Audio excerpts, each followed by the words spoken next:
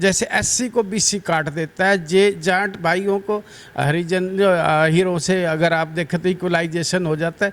तो जो बचे हुए हैं ये बचे हैं, कितने परसेंट आपको पंजाबी वोट मिले, कितने परसेंट आपको पंडित वोट मिले और कितने परसेंट आपको अदर जो मिले, खास करके वेस्ट समाज। तो इन तीनों का ही जो मार्जिन रहेगा वही राव इंद्रजीत सिंह का गुड़गांव से मार्जिन रहेगा। मेरे नो डाउट कि राव साहब के पुराना संबंध रहे और बड़े राव साहब के टाइम से पटौदी लगभग एक तरफा रही है, लेकिन इस बार पटौदी में कुछ समीकरण बदल रहे हैं। राजबब्बर ना उनको समय मिला और ना ही उनको कभी पहले उनका यहाँ किसी से ताल मिल रहा।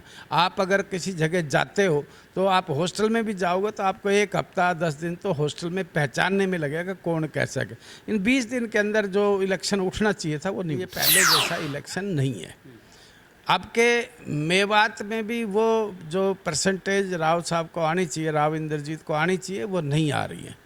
वो उसमें भी कुछ ना कुछ घटोतरी हुई है और सोना में भी उसी को अगर लगाया जाए। दूसरा जो रेवाड़ी और बाबल है, बाबल में भी क्योंकि काफ़ी बदलाव है। तो अगर ओवरऑल हम देखते तो गुड़गांव और बादशाहपुर ऐसे जो राव इंद्रजीत सिंह को पार लगा रहा है, और जगह से आप वो मार्जिन नहीं है। जैसे कि रेवाड़ी में मार्जिन पिछली बार 80-90 हज़ार का था, अब मुझे नहीं लगता 40-45 से ज़्यादा हो। इसी तरह से बावल में 10-20 हज़ार का ही मार्जिन हो सकता है। जैसे जैसे 4 जून की तारीख नज़दीक आ रही है, वैसे वैसे पार्टी के नेताओं की धड़कनें बढ़ती जा रही है। आखिर क्या होगा, नतीजों में क्या होगा, किसके सिर सजेगा सेहरा, और इसी को लेकर हम लोग भी अलग अलग जगहों पे जाके एक्सपर्टों से आकलन कर रहे हैं। आज इसी संदर्भ में गुड़गांव लोकसभा में हम गुरुग्राम विधानसभा और पटौदी विधानसभा का ग्राउंड रियलिटी क्या है, आखिर वहाँ से कौन मारेगा बाजी, इन तमाम मुद्दों पर हम चर्चा करेंगे। हमारे साथ राव भूपाल सिंह जी हैं। सर, आपका स्वागत है। Thank you.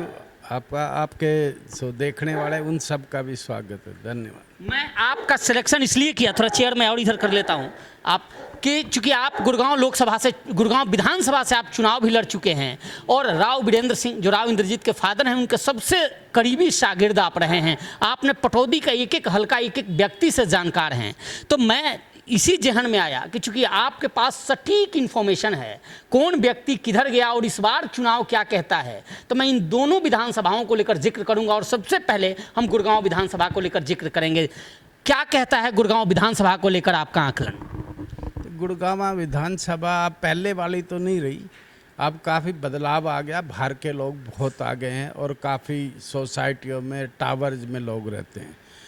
लेकिन अगर आप एनालिसिस करेंगे, लगभग 4 लाख से ऊपर वोटें हैं, जिनमें से 2,75,000 के आसपास पोल हुई है। 227 पोल हुई है। तो उनके अंदर 2 कैटेगरी हैं पैमाइश करने की, जो मापने की, जो हम निकाल सकते हैं। नंबर 1 तो जाति, क्योंकि आपका जो इलेक्शन है, मैं जो ऑब्जर्व कर रहा हूँ, आपके जातीय इलेक्शन है, मोस्टली कास्ट बेस इलेक्शन है। और कास्ट बेस इलेक्शन में अगर आप एनालिसिस करने जाओगे तो आप देखोगे जाट और अहीर ये दोनों बराबर हैं। जाट अगर कांग्रेस के साथ मैक्सिमम में लगा है तो अहीर राव इंद्रजीत के साथ। इसी तरह से आप और बरादरियों में अगर आप जाएंगे, जैसे आप जनरली आप देखते हैं कि राजपूत थोड़े से नेगेटिव हैं, तो सैनी और हमारे साथ हैं, इंद्रजीत के साथ है। और इसी तरह से और बरादरियों को अगर घुमाएंगे तो लास्ट में जो मैं निचोड़ निकाला उसमें ये निकलता है कि जो अरोड़ा कम्युनिटी है, जो हम भाई अरोड़ा जो पंजाबी भाई हैं, उनका ज़्यादातर मेजोरिटी बीजेपी के साथ रही। इसी तरह वेस्ट समाज का ज़्यादातर मेजोरिटी बीजेपी की तरफ रही है। पंडित भाइयों का भी इधर झुकाव रहा है। तो अगर इनको एनालिसिस करें तो जैसे एससी को बीसी काट देता है, जे जाट भाइयों को हरिजन हीरों से अगर आप देखें तो इक्वलाइजेशन हो जाता है।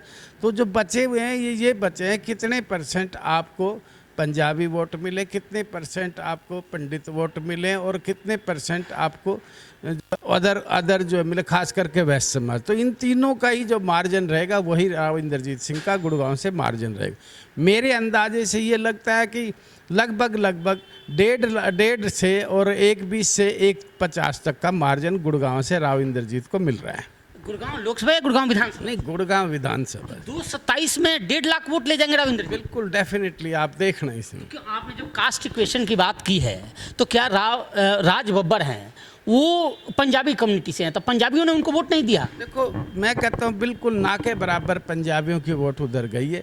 इसमें कोई शक की बात नहीं है कि 80 समाज के लोग उधर गए हैं, जाट भाई भी काफ़ी कुछ गए हैं, लेकिन जो पंजाबी बिरादरी हैं उनमें से बहुत कम उधर गए हैं।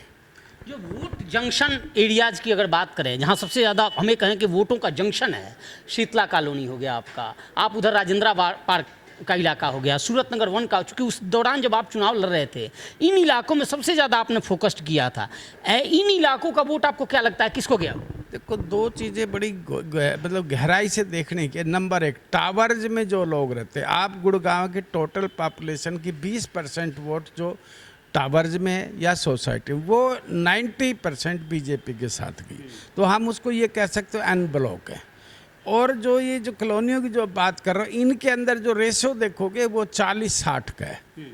मतलब 60 कांग्रेस और 40 मतलब बीजेपी। अच्छा, मतलब इन जैसे इन कॉलोनियों में जो बाहरी लोगों का है, तो वहाँ कांग्रेस का वोट ज़्यादा है आपके अनुसार? कांग्रेस का वोट ज़्यादा है, लेकिन इन टावर्स वगैरह में बीजेपी का ज़्यादा है। तो ये कहीं जाके इसको इक्वलाइजेशन कर देती है। और फिर वही है, वहाँ भी अगर आप जाकर देखो तो वहीं कम्युनिटी, अलग अलग कम्युनिटीज़ हैं। उसमें जो उनमें कम्युनिटीज़ है, शीतला कॉलोनी में आप कहोगे तो अलग अलग कम्युनिटीज़ के ग्रुप बने हुए, लेकिन टावर्स में कोई ग्रुप नहीं है। टावर्स में सब ऑलमोस्ट जो लोग हैं जो सोसाइटियों में और टावर्स में रहते हैं वो मोस्टली बीजेपी माइंडेड है। उनकी एन ब्लॉक बीजेपी को गई है, चाहे वो कम गई है ज़्यादा गई, लेकिन वो एन ब्लॉक गई है। लेकिन इधर बटी हुई है, सब जगह डिवीज़न हुआ हुआ है। बीजेपी का अलग है, एक कांग्रेस में भी गई है, कुछ और जगह भी गई है। तो इस तरह से वहाँ डिवीज़न होने से वो इक्वलाइजेशन हो जाती है, उनका जो एक तरफा नहीं होता। और जो टावर्स में वोट है वो एक तरफा होती। तो मेरा अंदाज़ा इसीलिए ये जब एनालिसिस आप करेंगे तो 1,20,000 के आसपास राव इंद्रजीत सिंह गुड़गांव से जीत रहे हैं। और गुड़गांव से ले रहे हैं या जीत रहे हैं? जीत रहे, गुड़गांव से जीत रहे। बब्बर को कितना वोट आप मान रहे हैं? तो अब बब्बर के पास आप अंदाज़ा लगा लो, मुश्किल से जो है ना 80,000 वोट आएंगे। तो सर 80,000 आएंगी और 1,20 इधर हो गया, तो टोटल 2 लाख हो गए। 2,20 में से घटा के देखो ना कितने, 2,20 में से 80 घट गया, 1,40 बच गया, 20 आपका कहीं और चला गया। तो मार्जिन वही 1,20 के आसपास है। अच्छा, मतलब 1,20,000 गुड़गांव विधानसभा से राव इंद्रजीत ले रहे हैं और 80,000 राज बब्बर ले रहे हैं। Yes. अच्छा, कम्युनिटी की बात करें तो कौन कौन सी कम्युनिटी की बहुतायत है गुड़गांव विधानसभा में? देखो, सबसे ज़्यादा तो पंजाबी कम्युनिटी है, नंबर 2 पे जाट और अहीर हैं, और SC BC विधानसभा में अहीरों की बहुतायत है। हाँ, अहीर है, लगभग 50,000 के आसपास अहीर है, और लगभग इतने ही जाट भाई है। तो दोनों को इक्वलाइजेशन कर रहे हैं तो वहाँ बराबर आ जाता है, वो काट देते हैं एक दूसरे को। इस पटौदी को लेकर क्या है? देखो, पटौदी नो डाउट कि राव साहब के पुराना संबंध रहे, और बड़े राव साहब के टाइम से पटौदी लगभग एक तरफा रही है। लेकिन इस बार पटौदी में कुछ समीकरण बदल रहे हैं। उसकी वजह यह है कि वहाँ कम्युनिटी का बेस जब लेते हैं तो वहाँ जाट कम्युनिटी और अहीर कम्युनिटी अब आपके आमने सामने थी। लगभग जाट एक तरह से कांग्रेस की तरफ थे, तो अहीर राव साहब की तरफ थे, और अहीरों में भी 5-7-10% कांग्रेस की तरफ भी थे। तो लेकिन अदर कास्टें डिवीज़न होने के बाद वही लगभग 50 और 60,000 के बीच का जो गैप है वो पटौदी में अपर हैंड रहेगा बीजेपी का। मतलब राव साहब को वहाँ कितने वोट आप मानते हैं पटौदी? देखो, राव साहब को वहाँ 1 लाख के लगभग वोट मिले। और राज बब्बर को? राज बब्बर को आपका सवाल मतलब लगभग 40 से 50,000। 50,000 राज बब्बर और 1 लाख? हाँ, तो वही 40 से 50, मतलब 50 से 60 के बीच का मार्जिन होता है। अच्छा, वहाँ भी है। अच्छा, आपने इस चुनाव में, चलिए दोनों विधानसभा का आपने बताया, आपको इस चुनाव में क्या लगा? देखो, इस चुनाव में ना पार्टी का कोई वजूद मुझे कम नज़र आया। हम ये नहीं कह सकते ये पार्टी बहुत बढ़िया या ये पार्टी बहुत हुआ है। दूसरा जो है, कम्युनिटी बेस ये इलेक्शन रहा है, और सेकेंडली जो चेंज नज़र आया वो SC वोटेज में आया। SC वोट अब के वापस कांग्रेस की तरफ जा रही हैं। ये एक जो नोट करने की चीज़ है वो ये है। और दूसरी जो जाट भाई हैं वो भी कांग्रेस की तरफ इसलिए गए भूपेंद्र हुड्डा को मुख्यमंत्री बनाने के लिए। ये साफ चीज़ें हैं, ये किसी को छुपाई हुई नहीं है। इसमें कोई भी आदमी ये कहे भाई नज़रअंदाज कर सकते, बिल्कुल नज़र, और ओपनली ही गए हैं लगभग ये सब, ये भी नहीं है कोई छुप छुपा गए हो। तो ये जो इलेक्शन है इसमें ये नहीं कह सकते कि पार्टी ने बहुत बढ़िया काम किया या राव इंद्रजीत ने बहुत अच्छा काम किया इसकी वजह से वोट, नहीं, ये बिल्कुल भी मैं नहीं कहूँगा। ना इसमें किसी का फेवर पार्टी का रहा है, ना कैंडिडेट का फेवर रहा है। ये जो भी कुछ है, ये जो हालात आज के जो बन रहे हैं, मतलब ये हालात बन रहे हैं, हालात ये कहते हैं कि मतलब आगे आने वाला क्या होगा और पीछे जो गया है वो कैसा रहा है। तो मतलब बीजेपी से जो लोगों का एक जोश था, जो खरोश था, वो तो अब के नहीं है, इसमें कोई शक की बात नहीं है। लोग यही सोचते हैं बीजेपी को 10 साल जो दिए उसमें बीजेपी वो डेवलपमेंट नहीं कर पाई जो जिसकी लोगों ने उम्मीद की थी, चाहे वो बेरोजगारी को लेके हो, चाहे वो इंडस्ट्रीज़ को ले आने के लिए लेके रहो। लेकिन फिर लोग कांग्रेस को याद कर रहे हैं। लेकिन ये जो थोड़ा बहुत यहाँ है ये इसलिए है कि अर्बनाइज है ये एरिया, और अर्बन एरिया में जो खास करके मैं इसकी 3 कैटेगरी अगर करूं तो एकदम 100% अर्बनाइज है। जो टावर वगैरह में रहता है उन लोगों के आज के दिन वही विचारधारा है जो बीजेपी के प्रति जो पहले थी। लेकिन जो बीच में जैसे हम कॉलोनियों में आते हैं तो वहाँ 50-50 हो जाती, और गांव में जाओगे तो वहाँ कुछ ज़्यादा ही लोग जो है ना, मतलब वो बीजेपी माइंड पहले थे, अब वो इतनी माइंड नहीं है। लेकिन वो सिर्फ एक ही फैक्टर काम करा कि राव इंद्रजीत, तो राव इंद्रजीत से लोगों का पुराने संबंध लगा लो, बड़े राव साहब से बहुत पुराने संबंध लगा लो, उसी परंपरा को निभा के लोग राव इंद्रजीत को गांव में वोट दे रहे हैं। कोई ये नहीं कह सकते वो बीजेपी को वोट। राव इंद्रजीत के सामने राज बब्बर कैसा कैंडिडेट मानते हैं? देखो, कुल मिला के कमज़ोर कैंडिडेट रहे राज बब्बर, ना उनको समय मिला और ना ही उनको कभी पहले उनका यहाँ किसी से तालमेल रहा। आप अगर किसी जगह जाते हो तो आप हॉस्टल में भी जाओगे तो आपको 1 हफ्ता 10 दिन तो हॉस्टल में पहचानने में लगेगा कौन कैसा है। इन 20 दिन के अंदर जो इलेक्शन उठना चाहिए था वो नहीं उठा पाए। राज बब्बर को पंजाबियों ने वोट क्यों नहीं किया? वजह क्या था? क्योंकि कम्युनिटी बेस्ड अगर आप इस इलेक्शन बता रहे हैं तो निश्चित तौर पर उनको वोट करना चाहिए था। देखो, पंजाबी कम्युनिटी बड़ी समझदार कम्युनिटी, इसमें कोई शक की बात नहीं। उनको पता है कि राज बब्बर आज यहाँ हैं, कल कहाँ होंगे, और राज बब्बर का कोई अटैचमेंट भी किसी के साथ यहाँ नहीं रहा। अगर मैं कहता हूँ राज बब्बर 6 महीने पहले भी आ जाते और यहाँ 50 वर्कर भी ढूंढ लेते तो राज बब्बर कोई हराने वाला नहीं था। आप एक सिर्फ पंकज डाबर के अलावा मुझे नहीं लगा, मैं बहुत नज़दीक गाबा साहब के रहा हूँ, धर्मवीर गाबा के हर आदमी जो कांग्रेस में भी रहे और उनके साथ रहे वो सब मेरे खूब नज़दीक रहे, लेकिन मैंने एक भी व्यक्ति मुझे ऐसा नहीं मिला जिसने ये कह के वोट दिया कि हम पंजाबी को वोट दे रहे, क्योंकि उनका किसी से अटैचमेंट भी नहीं रहा और ना उनका किसी का आना जाना रहा। तो इस वजह से पंजाबियों को ये लगा कि अगर हमें कभी ज़रूरत पड़ी तो राव इंद्रजीत को जाके हम पकड़ सकते हैं। और बीजेपी में वो अपनी पार्टी को मानते हैं, वो अपनी जड़ जो मानते हैं वो बीजेपी को मानते हैं, बीजेपी हमारी पार्टी, इसलिए उन्होंने राव इंद्रजीत का साथ दिया। एक और सवाल, आखिरी सवाल, कि आपने एक चीज़ तो माना कि चलिए रूरल एरियाज़ में कांग्रेस को ज़्यादा वोटें पड़ी हैं, गाँव में ज़्यादा वोटें पड़ी हैं। आपने 2 विधानसभाओं का जिक्र किया, हालांकि हमारी आपकी 2 ही विधानसभा की बात हुई थी, लेकिन मैं ओवरऑल भी जानना चाहूँगा, क्योंकि इसमें सोहना भी आता है, इसमें मेवात भी आता है, इसमें बावल भी आता है, इसमें रेवाड़ी भी आता है। अगर ओवरऑल हम जिक्र करें एक लाइन में तो आपको क्या लगता है? देखो, ओवरऑल जो बात करते हैं तो नो डाउट कि ये पहले जैसा इलेक्शन नहीं है।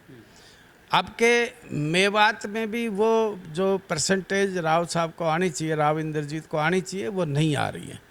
वो उसमें भी कुछ ना कुछ घटोतरी हुई है, और सोना में भी उसी को अगर लगाया जाए।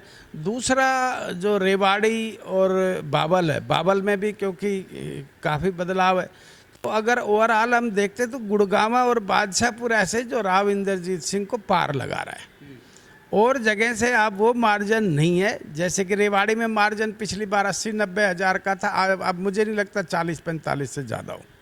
इसी तरह से बावल में 10-20 हज़ार का ही मार्जिन हो सकता है। मेवात में राव साहब ठीक है कि कुछ वोटें इनकी जो काम करें वो लोग साथ है, उनकी वजह से 1.5 लाख के लगभग उनका वहाँ से जो माइनस में जाएगा वो गुड़गांव और बादशाहपुर में काफ़ी कवर होके ओवरऑल राव इंद्रजीत सिंह 1.5 लाख और 2 लाख के बीच में जीत रहे। इससे ज़्यादा मुझे नहीं लगता, जो मेरा ओपिनियन है, थैंक यू। बहुत बहुत धन्यवाद आपका। और इन्होंने एक ग्राउंड रियलिटी है, और सच बताऊं चूंकि इनकी ड्यूटी भी गुड़गांव में रही है, और बड़े राव साहब यानी राव इंद्रजीत के फादर के साथ शुरू से ही सबसे क्लोज नज़दीकी ये रहे हैं, और इनका जो आकलन है उसके मुताबिक एक एक कास्ट इक्वेशन भी इन्होंने बताया, और गुड़गांव लोकसभा से राव इंद्रजीत 1+ से जीत रहे हैं। हालांकि ये 4 तारीख को नतीजे आएंगे, और उस दिन इनकी बातों में कितनी सच्चाई है, इनकी भविष्यवाणी कितनी सत्य हुई, इस पर मुहर लगेगी। फिलहाल इस पेशकश में इतना ही। आपको ये वीडियो कैसी लगी कमेंट कर जरूर बताइए, और चैनल को लाइक और सब्सक्राइब जरूर कीजिए। धन्यवाद, नमस्कार।